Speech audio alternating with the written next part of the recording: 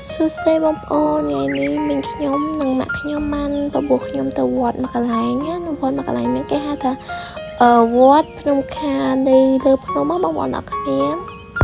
ដោយថ្ងៃនេះខ្ញុំបានជាមួយពូខ្ញុំបងប្អូនខ្ញុំអត់ចូលឡានទៅទេអញ្ចឹងខ្ញុំជាមួយពូខ្ញុំពូដេសាទៅគ្នាតិចដែរបងប្អូនអត់ចង់ជិះទៅច្រើនណាថ្ងៃនេះពូខ្ញុំបានបើកជូនខ្ញុំទៅបងប្អូនឥឡូវចាំមកឃើញទេសភាពភ្នំបងប្អូនហើយស្អាតមែនតែនតាមផ្លូវចាប់ដល់ឃើញហើយទេសភាពភ្នំយើងស្អាតមែនតែននៅស្រុកខ្មែរគឺភ្នំស្បងភ្នំស្អាតមែនតែនបងប្អូនបានដល់វត្តខាងហើយបងប្អូនអរគ្នាឥឡូវចាំតិចទៀតខ្ញុំឡើងទៅលើចាំស្ដាប់ដល់បងប្អូនបងប្អូន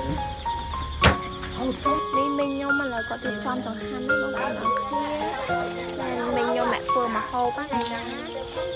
មានអីគេខ្លះមីងមានត្រីចៀនមានជ្រក់មានបាយព្រោះដោយសារថ្ងៃហ្នឹងអត់បានគម្រោងទេបងប្អូនអរគ្នាមកពេកព្រាមនេះម៉ាក់ខ្ញុំជាគេប្រាថ្នាគុកជាតិដើម្បីលើសាសនាគុកបានផងនឹងមិនស្អីណាជាចូលតែចូលសិតតែគេនឹងដែរđâu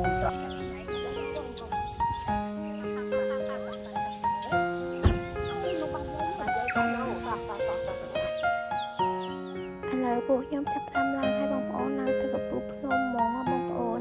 គឺមានវត្តនៅភ្នំមួយបងប្អូនដែលមានទីដូនជីម្នាក់គាត់នៅស្នាក់នៅតែម្នាក់ឯងណាបងប្អូនពីរួមទៅគឺនៅនឹងស្ងប់ស្ងាត់មែនតើស្រស់ថ្លាមែនតើបងប្អូនតោះឥឡូវតាមដានជាមួយខ្ញុំទាំងអស់គ្នា Let's go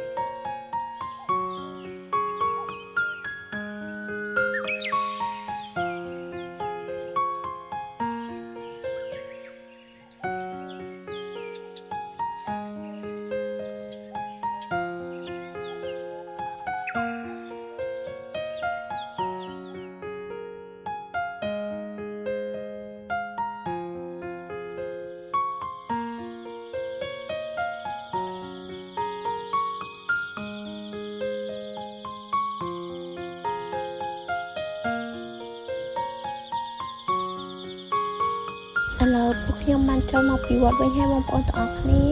ឥឡូវពងថាឆ្ពោះទៅកន្លែងមួយកន្លែងទៀតគឺនៅកពតបងប្អូននៅកន្លែងកាត់ឆុងណានៅនិយាយរួមទៅគឺកន្លែងអ្នកគ្រូសាលីបងប្អូនទាំងអស់គ្នាឈៀតចូលមកកន្លែងកាត់ឆុងមើលទេសភាពតិចតួចដែរព្រោះដោយសារអត់បានទៅកាត់ឆុងឯងគ្រាន់តែចូលឈានចូលទៅមើលបងប្អូនតែចូលទៅមើលពិតជាស្អាតមែនទែនបងប្អូនអើយកន្លែងរបស់គេពិតជាធ្វើស្អាតខ្លាំងណាស់បងប្អូនអានេះគ្រាន់តែជ្រក់ចូលណាចាំមើលទៅទៀតចូលទៅដល់ក្នុងរដ្ឋស្អាតបងប្អូនឥឡូវពងធ្វើដំណើរជិះទៅកន្លែងព្រះគេណេះព្រះអីដែលមានព្រះច្រើនណាបងប្អូនឥឡូវពងជិះទៅហើយដល់ប្រាបងប្អូនមនុស្សច្រើនមែនតើថ្ងៃហ្នឹង